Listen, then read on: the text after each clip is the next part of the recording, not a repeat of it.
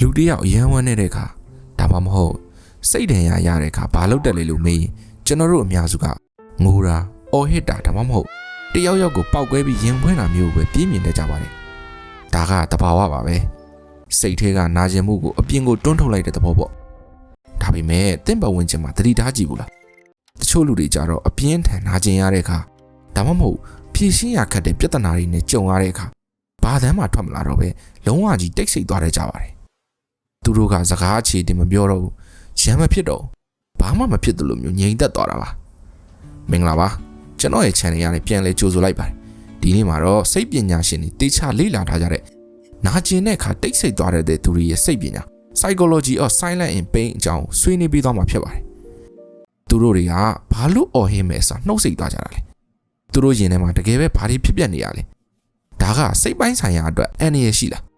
အဆင်ပြေရလားဆိုတာဒီဗီဒီယိုထဲမှာအချက်လက်အသစ်တွေနဲ့အတူအသေးစိတ်အဖြေရှာကြည့်ကြရအောင်စိတ်ပညာအရဘာကြောင့်နှုတ်ဆိတ်သွားကြတာလဲစိတ်ပညာရှင်တွေရဲ့အဆိုအရလူတွေဟာနာကျင်ရတဲ့အခိုက်အတန့်မှာတိတ်ဆိတ်ခြင်းကိုရွေးချယ်ရတဲ့အဓိကအကြောင်းရင်း၄ချက်ရှိပါတယ်ပထမအချက်ကတော့ emotional overwhelm သို့မဟုတ်စိတ်ခံစားချက်အလွန်အမင်းဝင်ပြီးခြင်းပါ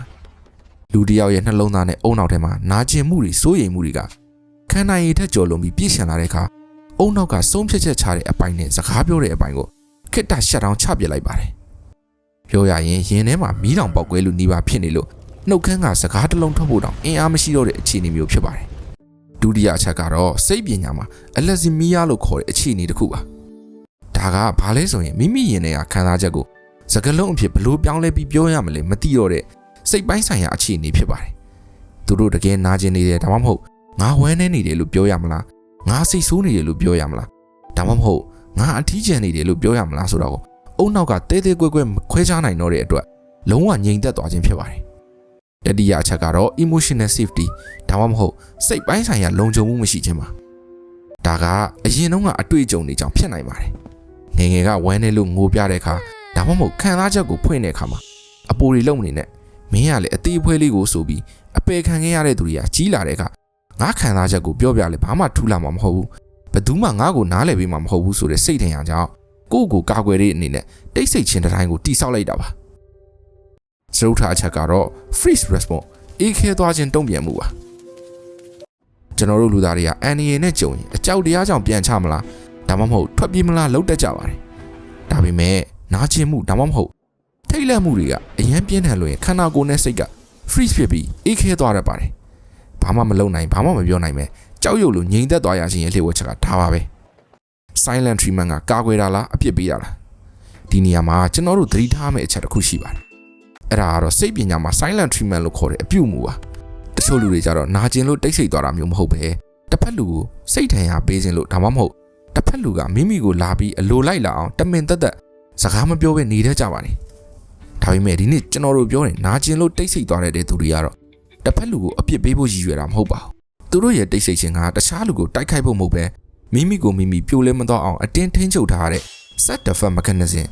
ကိုယ်တိုင်ကာကွယ်ရေးစနစ်တစ်ခုပဲဖြစ်ပါတယ်သူတို့ဟာအခြေအနေတစ်ခုကိုအေးအေးဆေးဆေးတွေးတောဖို့အချိန်ယူနေရလဲဖြစ်နိုင်ပါတယ်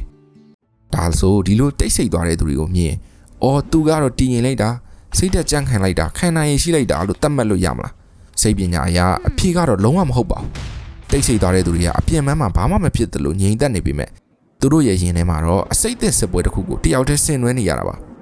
စိတ်ပညာရှင်တွေကဒါကို repression ခံစားချက်ကိုဖိနှိပ်ချုပ်ချယ်ခြင်းလို့ခေါ်ပါတယ်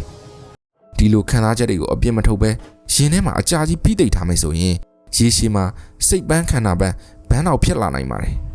ပူဆွေးတော့ကရောက်ခြင်း depression နဲ့အလိုလိုနေစိုးရင်တော့ကပွားခြင်း anxiety တွေအထိကူးဆက်သွားနိုင်ပါတယ်သူတို့ဟာအဆင်ပြေလို့တိတ်ဆိတ်နေတာမဟုတ်ပဲဘလို့ဆက်လုပ်ရမလဲမသိတော့လို့နှုတ်ဆိတ်နေကြတာပါ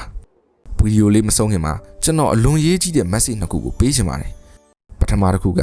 တင့်ပတ်ဝန်းကျင်ကလူတွေအတွက်ပါတင့်ချစ်သူတင့်တငယ်ချင်းဒါမှမဟုတ်တင့်မိသားစုဝင်တယောက်ကပြဿနာတစ်ခုခုဖြစ်တဲ့အခါရန်ဖြစ်မဲ့စားလုံးဝကြီးနှုတ်ဆိတ်သွားပြီဆိုရင်သူငါ့ကိုဥပက္ခပြုတယ်လို့စောတကမတတ်ပါနဲ့သူတို့ရှင်ထဲမှာခန္ဓာရည်ထက်ကျော်လွန်ပြီးအကြီးကျယ်နာကျင်နေရလို့ဆိုတာသတိပြုပေးပါသူတို့ကိုစကားတွေအတင်းအားဓမ္မလိုက်မမေးပါနဲ့မင်းအစင်သင်းဖြစ်တဲ့အချိန်ထိငါဘေးမှာရှိနေပေမဲ့မင်းစကားပြောချင်တဲ့အခါငါနားထောင်ပေးဖို့အသင့်ပဲဆိုတဲ့ စိတ်ပိုင်းဆိုင်ရာလုံခြုံမှုမျိုးပဲပေးထားလိုက်ပါဒါကသူတို့အတွက်အကောင်းဆုံးစီးတစ်ခွက်ပါဒုတိယတစ်ခုကတော့အခုဗီဒီယိုကြည့်ရင်ငါအကြောင်းမယ်လို့ခံစားနေရတဲ့တင့်တော့ပါတငယ်ချင်းတို့နာကျင်လို့တိတ်ဆိတ်သွားတဲ့တာဟာအားနည်းချက်တကူမဟုတ်ပါဘူးဒါဟာတင့်စိတ်ကတင့်ကိုကာကွယ်ဖို့ကြိုးစားနေရပါဒါပေမဲ့အကြာကြီးတယောက်တည်းရင်ထဲမှာအစိတ်မသိမိပါသေးနဲ့စကလုံးတွေအဖြစ်အပြင်ကိုထုတ်ရခတ်နေရင်တော့ဒိုင်ယာကြီးစာအုပ်ထဲမှာချရတာမျိုးဒါမှမဟုတ်တကယ်ယုံကြည်ရတဲ့သူတင့်ကိုနားလည်ပေးနိုင်တဲ့သူတယောက်ယောက်ကိုရင်ဖွင့်တာမျိုးအနှဲငယ်စီလေ့ကျင့်ကြည့်ပါတင်ဟာဒီကဘာပေါ်မှာတယောက်တည်းမဟုတ်ပါဘူးဒီနေ့မျှဝေပေးခဲ့တဲ့စိတ်ပညာဘ ഹു တုတလေးကနေတင့်အတွက်စိတ်ခွန်အားဒါမှမဟုတ်အဖြစ်တစ်ခုခုရသွားမယ်လို့မျှော်လင့်ပါတယ်ဗီဒီယိုလေးကိုသဘောကျရင် like and share လေးလုပ်ခဲ့ဖို့မမေ့ပါနဲ့ခင်ဗျာနောက်ထပ်လည်းစိတ်ဝင်စားစရာလူတဘာဝနဲ့စိတ်ပညာဘ ഹു တုတတွေကိုတင်ဆက်ပေးသွားအောင်ပါမို့လို့ channel လေးကိုလည်း subscribe လုပ်ဖို့မမေ့ပါနဲ့ခင်ဗျာအားလုံးပဲစိတ်အေးချမ်းသာသောဘဝကိုပိုင်ဆိုင်နေကြပါစေ